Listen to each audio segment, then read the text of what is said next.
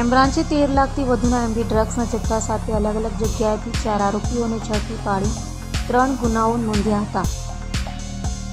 Surat police નો ડ્રગ્સની સુરસિટી અભિયાન ચલાવી રહી છે ત્યારે ક્રાઇમ બ્રાન્ચની ટીમે રૂસબ 4 રસ્તાથી અડાજણ પાટિયા જતા રોડ પરથી અફઝર અલી સૈયદને ઝડપી પાડી તેની પાસેથી 2,53,000થી વધુનો જથ્થો ઝડપી પાડ્યો હતો.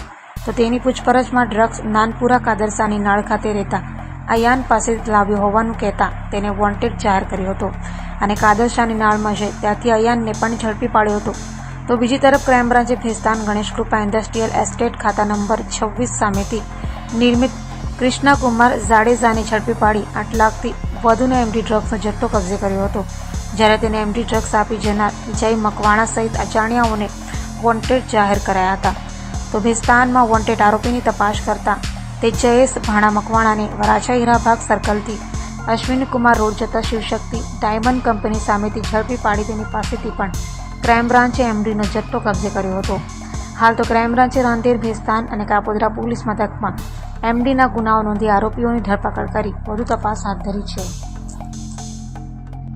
અને ડ્રગ માફિયાઓ વિરુદ્ધ સતત સુરત ક્રાઇમ બ્રાન્ચ દ્વારા પ્રયત્ન કરવામાં આવી રહ્યા હતા. એમાં ગઈકાલે ફરીથી સુરત શહેર ક્રાઇમ બ્રાન્ચને 3 કેસ કરવામાં સફળતા મળી છે. સૌપ્રથમ રાંદેર વિસ્તારમાં રૂષભ 4 રસ્તાથી અડાજણ પાટિયા તરફ જઈએ છીએ ત્યાં આઈઓસીના પેટ્રોલ પંપ પાસે અશરફ અલી સૈયદને પકડવામાં આવ્યા હતા, જેની પાસેથી 23થી 24 ગ્રામ જેટલું એમડી મળી આવ્યું હતું. અને આની પૂછપરછમાં રાંદેરનો રહેવાસી છે અને એના ઘરેથી વધુ ફર્ધર રેડમાં સર્ચ દરમિયાન એના ઘરેથી 7 ગ્રામ જેટલું 7થી 8 ગ્રામ મળ્યું. એમ ટોટલ એની પાસેથી 32 ગ્રામ જેટલો મુદ્દામાલ 3,20,000નો કબજે કરવામાં આવ્યો હતો, જે પીઆઈ મોદી અને એમની ટીમ દ્વારા કરવામાં આવ્યું હતું. સાથે સાથે એ જ સમયે પોલીસ ઇન્સ્પેક્ટર SN પરમાર અને એની ટીમ દ્વારા ભેસ્તાન ગણેશ કૃપા ઇન્ડસ્ટ્રીયલ એસ્ટેટમાં પણ એક રેડ કરવામાં આવી હતી, જ્યાંથી નિર્મિત જાડેજા પાસેથી 80 ગ્રામ જેટલું એમડી મળ્યું હતું. અને આ એમડી ક્યાંથી આવ્યું એ તપાસ કરતાં એ જયેશ મકવાણા નામનો એક ઇસમ છે જે વરાછાનો રહેવાસી છે, એની પાસેથી મેળવેલાનું મળ્યું હતું.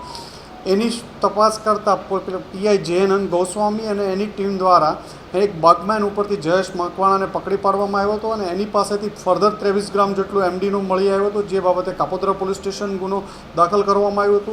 અમે એક જ દિવસમાં ફરીથી સુરત ક્રાઇમ બ્રાન્ચ દ્વારા 3 કેસ કરવામાં આવ્યા હતા અને 136 ગ્રામ જેટલું એમડી પકડવામાં આવ્યું હતું અને 13,60,000નો મુદ્દામાલ કબજે લેવામાં આવ્યો હતો.